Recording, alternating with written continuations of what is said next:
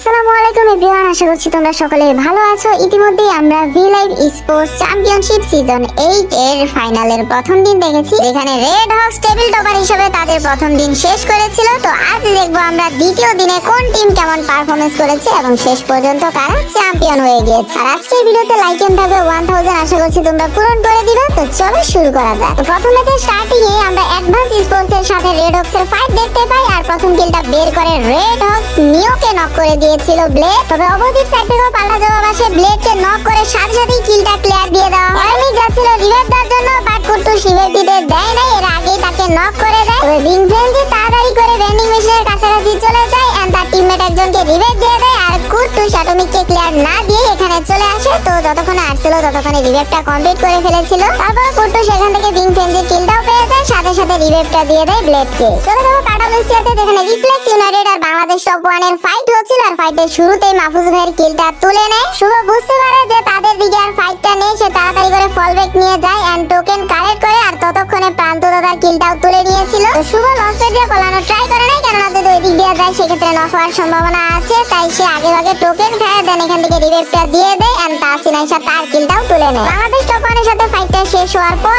টি4বি মেয়েরা কিল তুলে নেয় 5x এর এন্ড সাথে সাথে তাসিন আবার রিভাইভটাও দিয়ে দেয়। এটা দিয়ে যদি লক্ষ্য করো, ওই একই টাইমে মেহেদি প্রাইম, প্রান্ত দাদা আর শুভ দুইজনকেই রিভাইভ দিয়ে দেয়। এরপর বাংলাদেশ টপ 1 ফুল রিকভার হওয়ার পর তাদের ফাইট হয়ে যায় সাদিয়া গেমিংদের সাথে, আর ফাইটের শুরুতে দুইটা কিল পেয়ে যায়। আরো দুইটা প্লেয়ার তখনও মিলেই ছিল, তবে ভেন্ডিং মেশিন কাছাকাছি থাকার কারণে ওইখান থেকে ইজিলি রিভাইভটা দিয়ে দেয়। আর মেহেদি প্রাইম চলে গেছিল ক্লোজে, কিন্তু মেহেদি প্রাইমকে নক করে দিতে পারলো প্রান্ত দাদার অসাধারণ হেডশটে নক বের হয়ে যায়। তবে সাদিয়া গেমিং এর আরো একটা প্লেয়ার ছিল, তোমরা ম্যাপের দিকে খেয়াল করলে দেখবা সেখান থেকে একটু একটু করে এখান থেকে ফল ব্যাক নিয়ে অন্যদিকে চলে যায়। পরবর্তী ফাইটে চলে যাবো। এই ফাইটটা হয়েছিল অন ফায়ার সায়ানাইড এবং জো ব্রেকার্স এর মধ্যকার। ওএসসি এর মুশফিক দূর থেকে একের পর এক স্নাইপার শট দিয়ে কভার দিয়েছিল, আর ক্লোজে চলে গিয়েছিল গডসেন। সে প্রথম নকটা বের করে সে ফাইন গডকে নক করে দেয়। জেবিন মেকো সাইড থেকে গ্রেনেড মারতেছিল এন্ড পারফেক্ট একটা গ্রেনেডও যায়, সে জেটকে নক করতে পারলেও সে নিজে নক খেয়ে যায়। গডসেন জেটের কাছে চলে যায়, আর ওইখানেই ছিল তীব্রকে একটা ওয়ান শট গানের শট দেওয়ার সাথে সাথে তীব্র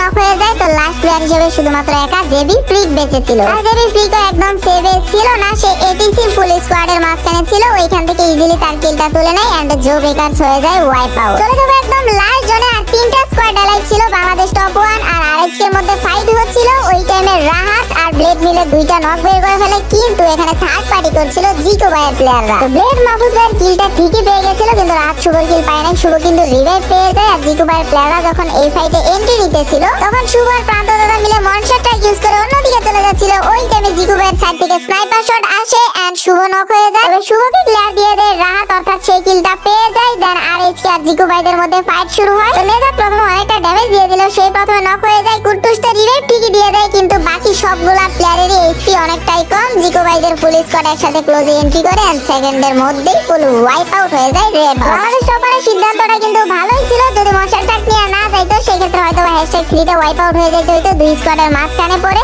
লাস্ট প্লেয়ার প্রান্ত দাদা জিকো ভাইদের সাইড থেকে আসে স্নাইপার শট, প্রান্ত দাদা শেষ এন্ড প্রথম দিন জিকো ভাইরা বুইয়া দিয়ে শেষ করেছিল, দ্বিতীয় দিনটা বুইয়া দিয়ে তারা শুরু করে। চলে যাবো 2 নাম্বার ম্যাচ পুরগাটরি ম্যাপে। এই ম্যাপের স্টার্টিং আমরা মথ হাউসের ড্রপ করে দেখতে পেয়েছিলাম কিং ভাই ওয়াইটিদের সাথে রেড হক্স, আর ওই একই জায়গাতে কিন্তু এটিসিরাও ছিল। তবে এটিসি 3টা প্লেয়ার ছিল, যেখানে কিং ভাই ওয়াইটির একটা কিল পায়, রেড হক্স 2টা কিল তুলে নিয়েছিল। তো এটিসির বিদায়ের পর আরএক্স এর সাথে কিং ভাই ওয়াইটিদের ফাইট শুরু হয়। ব্লেড প্রথমে ডাবল ভেক্টর দিয়ে একটা কিল তুলে নেয়, দেন সে রাশ দিয়ে উপরের দিকে চলে যায়, আরো একটা নক বের করে ফেলে। আর টিমমেটরা যেহেতু কাছাকাছি ছিল, ব্লেড নক হওয়ার পরও খুব দ্রুতই তাকে আবারও রিভাইভ দিয়ে উঠায় দেয়। এরপর নেজাত কিং ভাই ওয়াইটিদের কাছ থেকে 3 নাম্বার কিলটা তুলে অন ফায়ারকে নক করে সাথে সাথে কিলটা ক্লিয়ার দিয়ে দেয়। চলে যাবো পরবর্তী ফাইটে, যেটা হয়েছিল টি4বি অফিসিয়াল আর জোডিয়াক স্পোর্টস এর মধ্যে। প্রথম নকটা বের করে ফেলে এই ফাইটে মায়া, দেন আসে প্লেমেক্স এর টোকনে 4 জিহাদ নক হয়ে যায়, ভোল্টেক্স স্নাইপার শট দিয়ে দেয় মায়ার নক, দেন জ্যাম শুভকে নক করে নিজেও নক হয়ে যায়, অর্থাৎ দুই সাইড থেকে কিন্তু তিনটা করে প্লেয়ার নক। ভোল্টেক্স একটু দূরে ছিল, মেয়েরা তাড়াতাড়ি করে রিভাইভ দিতে থাকে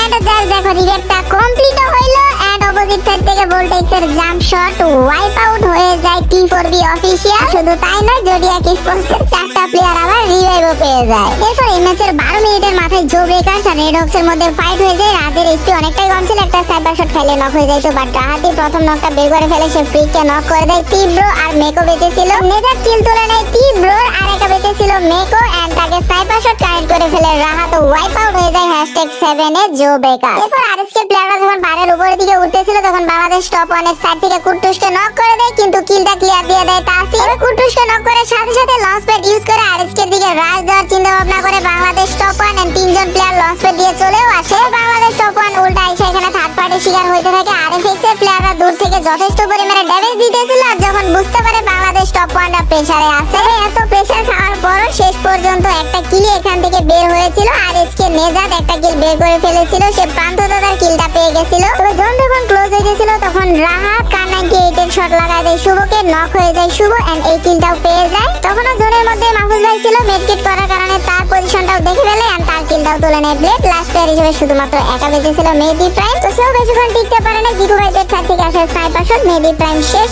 ওয়াইপ আউট হয়ে যায় বাংলাদেশ টপ 1। এরপর আমরা লাস্টের দিকে এসে দেখতে পারি আরএফএক্স এমন এক জায়গায় জোন পাইছে, এখান থেকে অন্য কোন স্কোয়াডের বুয়া নেওয়া সম্ভব না, অন্য কোন স্কোয়াডের তেমন ম্যান পাওয়ারও ছিল না। তো জিকু ভাই লাস্ট প্লেয়ার X2 পাথরের কভার থেকে বেরিয়ে হইতেছিল না। আরএফএক্স যখন আরএসকে এর উপর প্রেসার দিচ্ছিল, এই সুযোগে X2 ব্যাকে করে দুইটা কিল তুলে সে নিজে জোনে এলিমিনেট হয়ে যায়, বুয়া চলে যায় আরএফএক্স এর কাছে। তবে 2 নম্বর ম্যাচ অনায়াসে বুয়া পেল। 3 নম্বর ম্যাচের স্টার্টিং এ আমরা দেখতে পাই আরএফএক্স এর অবস্থা একদম পুরো নাজেহাল করে ছেড়ে দেয় সাদিয়া গেমিংরা। তবে ফাহিম আর তাসিন মিলে দুইটা নক বের করতে পারলেও তাসিনা নক হয়ে যায় এন্ড ফাহিমের ক্লোজে চলে আসে সাইমন।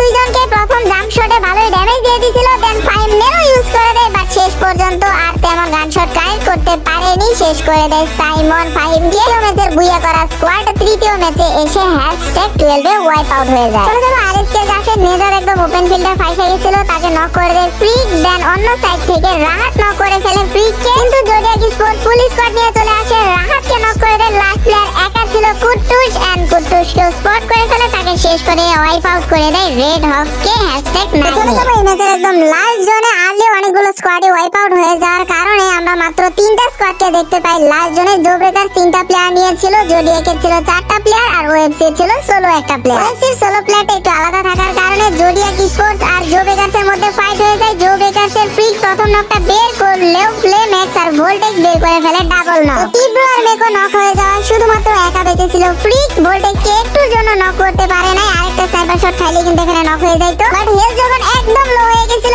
ওই টাইমে একটা জাম্প শট দিয়ে সে কিন্তু ভোল্টেক্সকে নক করতে সক্ষম হয়, বাট ফ্লেমেক্স চলে যায় এন্ড ফ্লেমেক্স রিভাইভটা দিয়ে দেয় ভোল্টেক্সকে। লাস্ট 1v4 শুধুমাত্র একা ওএফসির জ্যাজ বেঁচে ছিল, তাকে সিবিআই মেরে দেয় এন্ড বুইয়া করে ফেলে এই ম্যাচে জোডিয়াক স্পোর্টস। তো কালারি ম্যাপের পর দেওয়া হয়েছিল অ্যালপাইন, যেটা ছিল 4 নম্বর ম্যাপ। এই ম্যাপে আমরা T4B এর সাথে বাংলাদেশ টপ 1 এর ফাইট দেখতে পাই। T4B এর সাথে ফাইটে দূর থেকে কিন্তু অনেকটা ড্যামেজ দিয়ে দিয়েছিল বাংলাদেশ টপ 1 এর প্লেয়ারদের। মাহফুজ ভাই তাড়াতাড়ি করে নিজের টিম মেম্বারদের কাছাকাছি চলে গিয়েছিল, কিন্তু সেও অনেকটা ড্যামেজ খেয়ে যায়। মাহফুজ ভাইয়ের শুভ আগেই নক হয়ে যায়, প্রান্ত দাদা ছিল ফুল এইচপি তে, তাকেও নক করে দেওয়া হয়। লাস্ট প্লেয়ার মেহেদী প্রাইম সে লঞ্চ প্যাড ইউজ করে অন্যদিকে চলে যায়, কিন্তু এমন এক জায়গায় যা পড়ছে ওইখানে আরো অনেকগুলো প্লেয়ার ছিল।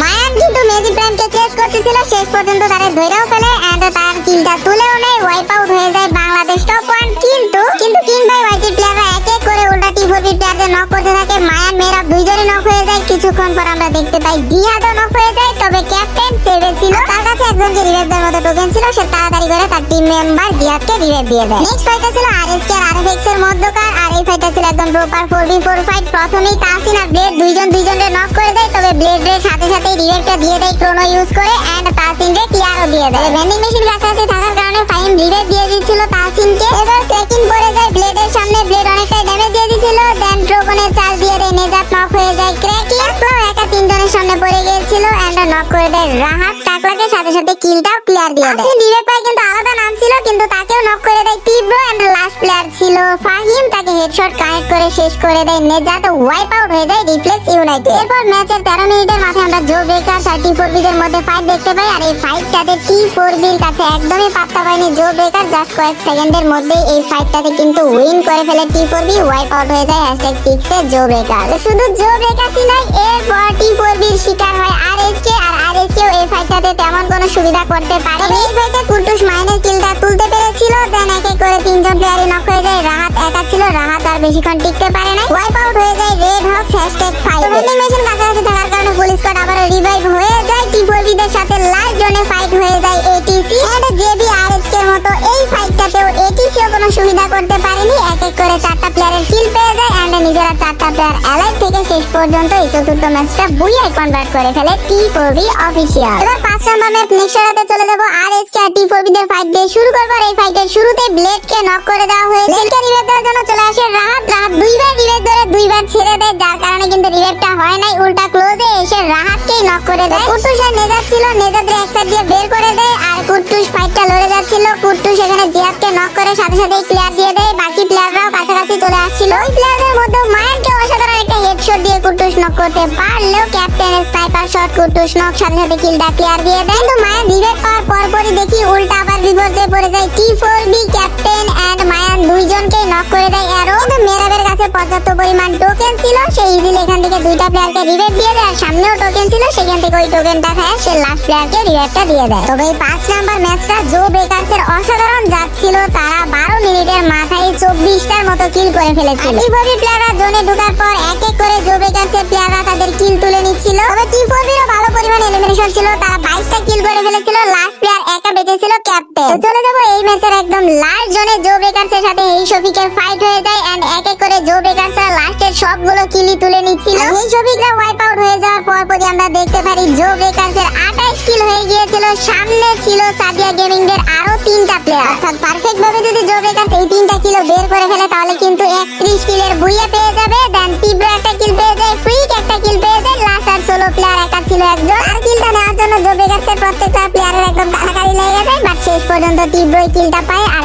31 কিলের একটা 44 পয়েন্টের অসাধারণ কামব্যাক আমরা দেখতে পাই জো ব্রেকার্সের কাছ থেকে। কামব্যাক কেন বললাম, প্রথম দিনের পয়েন্ট টেবিলটা যদি তোমাদের মনে থাকে, জো ব্রেকার্সের প্রথম দিনের পয়েন্ট টেবিল অবস্থান কিন্তু তেমন একটা ভালো ছিল না। তো 9 নম্বর ম্যাচ 16 রাতে আমরা জো ব্রেকার্সকে দিয়েই শুরু করব। ফাইট হচ্ছিল জিকু ভাইদের সাথে। মেকর লঞ্চারে নক হয়ে যায় নীল, একটা প্লেয়ারকে নক করে সাথে সাথে ক্লোজ এন্ট্রি করা শুরু করে দেয় মেকর। আরো একটা লঞ্চার সফট নক হয়ে যায়। এক্সট্রুব আর হু বেঁচে ছিল আর দুইজনের এসপি অনেকটা লো ছিল। আর এই দুইজনের কিলটাও তুলে জিকু ভাইদের #5 এ বিদায় করে দেয় জো ব্রেকার। দেন চলে যাব আমরা কিং ভাই ওয়াইটি দের কাছে। তারা লং রেঞ্জ থেকে ওএফসি দের প্লেয়ারদের নক করছিল। প্রথমে মুশফিককে নক করে দেয়, মুশফিকের পর জেড নক হয়ে যায় এস80 শটে। টেনশন আসলো স্লাইডার দিয়ে, সেও এস80 শটে নক। লাস্ট প্লেয়ার গড সেন্ডো আছে স্লাইডার দিয়ে, সেও এস80 শটে নক। মানে 4টা প্লেয়ারই এস80 দিয়ে শেষ হয়ে যায়। ফুল স্কোয়াড লং রেঞ্জেই ওয়াইপ আউট। দেন শুরু হয় জো ব্রেকার্স আর কিং ভাই ওয়াইটি দের মধ্যে 4v4 ব্যাটল। আর এই ব্যাটলের শুরুতেই আবারও সেই এস80 শটে নক হয়ে যায় মেকো। সাব্বি গেমিং দূর থেকে এস80 দিয়ে কভার দিতেছিল, বাকি 3জন প্লেয়ার চলে যায় ক্লোজে। দেন জো ব্রেকার্সের 2 নাম্বার প্লেয়ার নক হয়ে যায়। তীব্র নক হয়ে যাওয়ার পর ফাইটটা যেন আস্তে আস্তে তাদের হাত থেকে ছুটে যাচ্ছিল।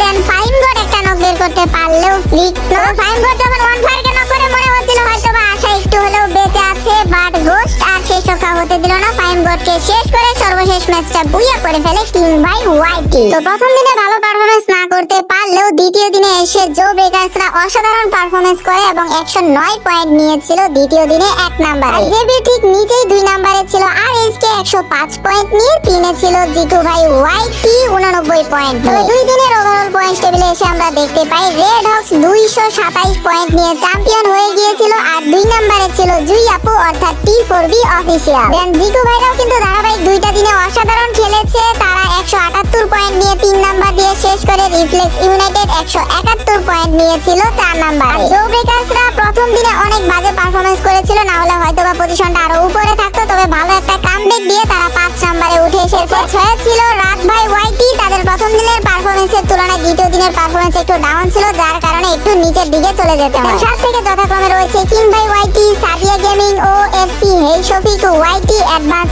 স্পোর্টস আর ভারতে রয়েছে জোডিয়াক স্পোর্টস। তো যাই হোক, এই ছিল আজকের ভিডিওতে। আর তোমরা কে কোন টিমকে সাপোর্ট করেছিলে অবশ্যই কমেন্ট করে জানিয়ে দিও। আর তোমরা যারা রেগুলার টুর্নামেন্ট খেলতে চাও অর্থাৎ practice tournament, daily scrim, paid tournament, চ্যাম্পিয়নরা, তারা আমাদের হোয়াটসঅ্যাপ গ্রুপে জয়েন করতে পারো। গ্রুপের লিংক কমেন্ট বক্সে পিন অবস্থায় পেয়ে যাবে। দেখা হবে পরবর্তী কোনো টুর্নামেন্টের ভিডিওতে। ভালো থেকো, সুস্থ থেকো, সাবধানে থেকো। আল্লাহ হাফেজ।